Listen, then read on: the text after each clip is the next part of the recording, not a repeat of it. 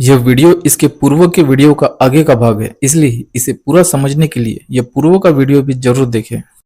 पिछले वीडियो में हमने देखा था कि भारत के सांस्कृतिक इतिहास में 7 इस संख्या का बहुत ही ज्यादा महत्व है, क्योंकि बौद्ध इतिहास में सप्त बुद्धों का और पौराणिक ग्रंथों में सप्त ऋषियों के साथ ही सप्त माताओं का भी उल्लेख मिलता है।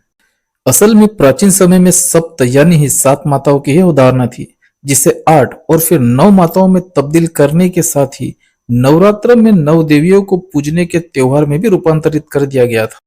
वराह पुराण, कुरुम पुराण और भारत में आए हुए विदेशी इतिहासकार ने 7 माताओं के ही नाम लिख रखे हैं। वराह पुराण के अनुसार 7 माताओं के नाम इस प्रकार से हैं: ब्राह्मणी, वैष्णवी, माहेश्वरी, इंद्राणी, कौमारी, वाराही और चामुंडा।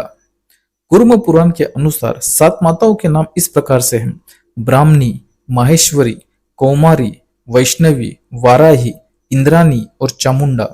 तो भारत में आए हुए विदेशी इतिहासकार ने जो 7 माताओं के नाम लिख रखे हैं वह इस प्रकार से हैं: ब्राह्मणी, कौमारी, वैष्णवी, वराही, इंद्राणी, भगवती और चामुंडा कुरूपा। देवी भागवत में अष्ट माताओं का उल्लेख किया गया है, जिनके नाम इस प्रकार से हैं: ब्राह्मणी, वैष्णवी, माहेश्वरी, इंद्राणी, कौमारी, वाराही, चामुंडा और नरसिंही। और मार्कंडे पुराण में 9 माताओं का उल्लेख किया गया है, जिनके नाम इस प्रकार से है: शैलपुत्री, ब्रह्मचारिणी, चंद्रघंटा, कुष्मांडा, स्कंद माता, कात्यायनी, कालरात्रि, महागौरी और सिद्धिदात्री। सप्त और अष्ट माताओं के नाम तो एक जैसे ही लिखे गए हैं, मगर 9 माताओं के नाम बिल्कुल ही अलग लिखे गए हैं। मगर अब सबसे महत्वपूर्ण सवाल यह है कि सप्त, अष्ट या 9 माताएं असल में कौन थी? तो जिसे सप्त माताओं में वैष्णवी, अष्ट माताओं में वैष्णवी और नरसिंही और 9 माताओं में कात्यायनी कहा गया है, असल में वह सिद्धार्थ बुद्ध की पत्नी यशोधरा ही थी। क्योंकि सिद्धार्थ बुद्ध के अनेक नामों और रूपों में उनका एक नाम और रूप विष्णु भी था, और विष्णु रूपी सिद्धार्थ बुद्ध की पत्नी होने के वजह से ही यशोधरा को 7 माताओं में वैष्णवी कहा गया था। सिद्धार्थ बुद्ध को शाक्य सिंह के साथ ही नरसिंह भी कहा जाता था, और इसलिए ही नरसिंह रूपी सिद्धार्थ बुद्ध की पत्नी होने की वजह से ही यशोधरा को अष्ट माताओं में नरसिंह भी कहा गया था।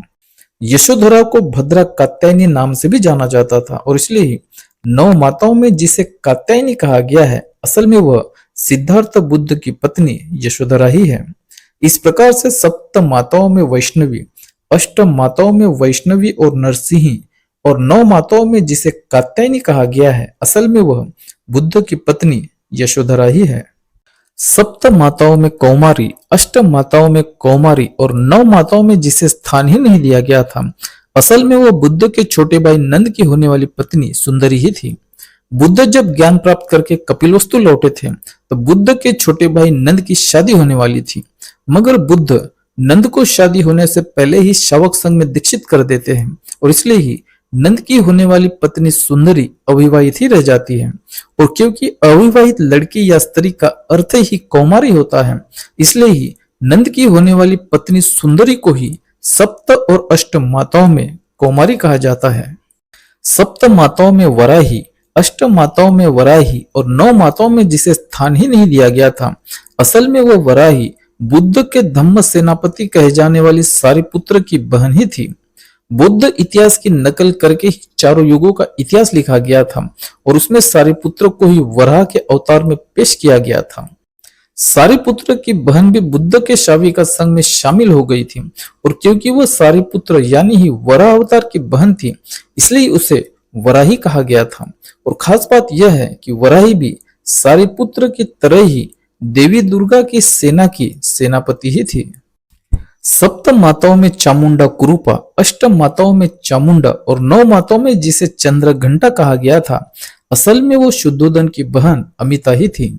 चामुंडा कुरूपा यह देवी का रौद्र रूप का वर्णन है, तो चंद्रघंटा यह प्रतीकात्मक नाम ही है। भगवान शंकर के सर पर चांद दिखाया जाता है, और क्योंकि पौराणिक भगवान शंकर यह ऐतिहासिक शुद्धोदन ही है, इसलिए ही शुद्धोदन के मुख्य प्रतीक शेष के साथ ही उनका अन्य एक प्रतीक चांद भी है। और क्योंकि अमिता यह शुद्धोदन की बहन थी, इसलिए ही उनके रौद्र रूप और सौम्य रूप के साथ भी चांद दिखाया जाता है। दुर्गा आरती में मां अंबे का उल्लेख जरूर होता है, जिन्हें अंबिका माता भी कहा जाता है। मां अंबे या अंबिका माता को कुछ विद्वान आम्रपाली के साथ जोड़ते हैं, जो कि सही नहीं है, क्योंकि मां अंबे या अंबिका माता यह आम्रपाली नहीं बल्कि अमिता ही थी। बृहत संहिता के अनुसार अमित शब्द का तात्पर्य मध्यम वर्षा से है। वर्षा यह जल है और जल को अंबु भी कहा जाता है। इस प्रकार से अमित इस नाम का अर्थ बृहत संहिता के अनुसार अंबु बताया गया है। अमित यह अंबु है और इसलिए ही अमिता ही अंबे या अंबा है। भगवान शंकर यानी ही शुद्धोदन का मुख्य प्रतीक शेष है और चांद के साथ ही शेष से भी यह बात साबित हो जाती है कि मां अंबे या अंबिका माता यह शुद्धोदन की छोटी बहन अमिता ही है, क्योंकि मां अंबे के मुकुट पर शुद्धोदन का प्रतीक शेष भी दिखाया जाता है। इस तरह से सप्त माताओं में जिसे चामुंडा कुरूपा, अष्ट माताओं में जिसे चामुंडा और नौ माताओं में जिसे चंद्र घंटा और दुर्गा आरती में जिसे मां अंबे या अंबिका माता कहा जाता है, असल में वह बुद्ध पिता शुद्धोदन की छोटी बहन अमिता ही है। जिसे सप्त माताओं में भगवती, अष्ट माताओं में महेश्वरी और नौ माताओं में शैलपुत्री कहा जाता है, असल में वह शुद्धोदन और प्रजापति की पुत्री यानी ही बुद्ध की छोटी बहन नंदा ही है। नंदा ने बुद्ध के शाविका संघ में शामिल होकर 10 पारमिताओं पर विजय प्राप्त कर ली थी और इसलिए ही नंदा को भगवती भी कहा जाता था, वैसे ही जैसे कि बुद्ध को भगवत कहा जाता था। बुद्ध ने इसी पतन से धम्म की शुरुआत की थी, इसलिए ही बुद्ध ईश्वर यानी ही ईश्वर भी कहलाते थे। बौद्ध धर्म में नाम के साथ महा जोड़ने का प्रचलन है और इसलिए ही बुद्ध महा ईश्वर यानी ही महेश्वर भी कहलाते थे। और क्योंकि बुद्ध महेश्वर कहलाते थे, इसलिए ही बुद्ध की छोटी बहन नंदा माहेश्वरी कहलाई। ज्योतिबा यानी ही शुद्धोदन को हिमाचल वासी भी कहा जाता था और हिमाचल यह पर्वत है। शुद्धोदन यह राजा थे और इसलिए ही शुद्धोदन को पर्वतराज हिमालय भी कहा जाता था। शैल का अर्थ भी पर्वत ही होता है और क्योंकि नंदा शुद्धोदन यानी ही पर्वतराज हिमालय की पुत्री थी, इसलिए ही वह शैलपुत्री भी कहलाई थी। इस तरह से सप्त माताओं में जिसे भगवती, अष्ट माताओं में जिसे माहेश्वरी और नौ माताओं में जिसे शैलपुत्री कहा जाता है, असल में वह बुद्ध की छोटी बहन नंदा ही है।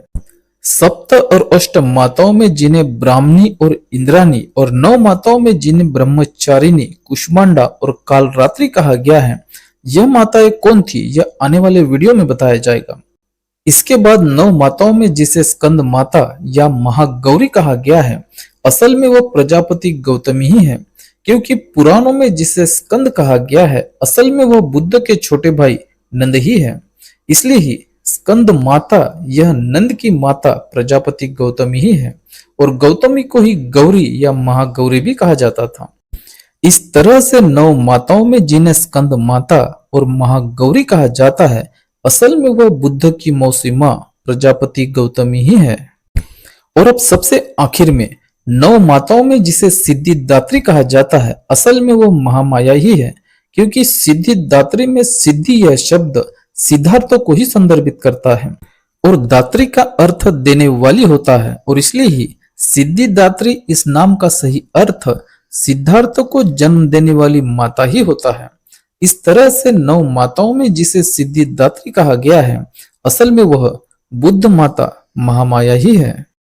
बौद्ध इतिहास और पौराणिक ग्रंथों के तुलनात्मक अध्ययन से यह बात बिल्कुल ही स्पष्ट हो जाती है कि प्राचीन अवधारणा के अनुसार भारत भर में पूजी जाने वाली सप्त माताएं, देवी भागवत में उल्लेखित अष्ट माताएं और मार्कंडेय पुराण में उल्लेखित नौ माताएं असल में बुद्ध की दोनों माताएं, बुद्ध की बहन, बुद्ध की पत्नी, बुद्ध की बुआ, बुद्ध की शाविका और बुद्ध की रिश्तेदार ही थी।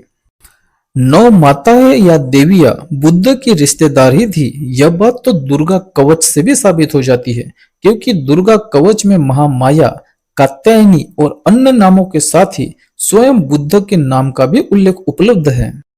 और क्योंकि प्राचीन अवधारणा यह 7 माताओं की ही थी, जो कि बाद में 8 और फिर 9 माताओं में रूपांतरित कर दी गई थी, इसलिए ही दुर्गा पूजा उत्सव में सप्तमी, अष्टमी और नवमी का विशेष महत्व है।